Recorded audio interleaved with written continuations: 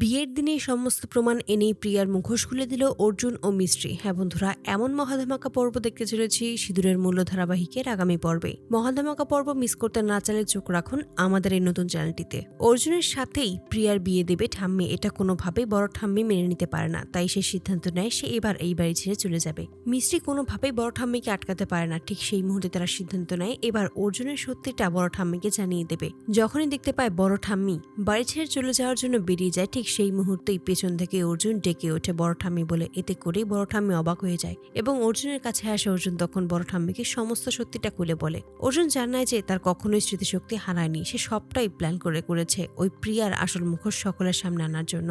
এতে করে বড় ঠাম্মি খুব খুশি হয়ে যায়। বড় ঠাম্মি তখন আশীর্বাদ করে আর বলে যে আমি তোদের সাথে সব সময় আছে। ঠিক সেই মুহূর্তে সেখানে কল্পনা এসে হাজির হয়। তখনই বড় ঠাম্মি বলে যে তার মানে তুমিও সবটা জানতে, এবার আমিও তোদের সাথে আছি। এবার আমিও দেখতে চাই ওই প্রিয়া কিভাবে নিজের সত্যিটা লুকিয়ে এই বাড়িতে থাকতে পারে। তারপরে অর্জুন একে একে সমস্ত সত্যি খুলে বলে ওই প্রিয়া কিভাবে মিস্ত্রির সাথে অন্যায় করেছে, মিস্ত্রিকে বিপদে ফেলেছে। তারপরে তারা সকলে মিলে প্ল্যান করে যে এবার ওই আশ্রমের বাচ্চাদেরকেই নিয়ে আসবে এবং তাদের দিয়েই প্রিয়ার সমস্ত সত্যিটা সকলের সামনে তুলে ধরবে। এতে করে সকলেই হাত মেলায় একত্র হয়। তারপরেই বিয়ের অনুষ্ঠান শুরু হয়ে যায় এবং সেখানেই আশ্রমের সমস্ত বাচ্চাদেরকে নিয়ে আসে। আর তখনই মিস্ত্রি বলে যে আমার বিয়ের সময় কেউ তখন থাকতে পারেনি, তার জন্য প্রিয়ার বিয়েতে সবাই গিয়ে বলেছি।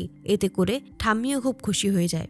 বিয়ে শুরু হবার আগেই আশ্রমের বাচ্চাদেরকে দিয়ে সমস্ত প্রমাণ জোগাড় করে মিস্ত্রি এবং প্রিয়ার ছোটবেলার ছবি সকলের সামনেই নিয়ে আসে। প্রিয়ার আসল মুখোশ সকলের সামনেই খুলে দেয় এবং প্রমাণ করে দেয় যে ওই প্রিয়ার নকল অনুসেজেই এই বাড়িতে এসেছে। প্রিয়া কোনোভাবেই সমস্ত কিছু স্বীকার করতে চায় না। ঠিক সেই মুহূর্তেই অর্জুন ও মিস্ত্রি প্রিয়ার উপর চাপ সৃষ্টি করে এবং একে একে বাধ্য হয় সমস্ত সত্যিটাই সবাইকে জানিয়ে দিতে।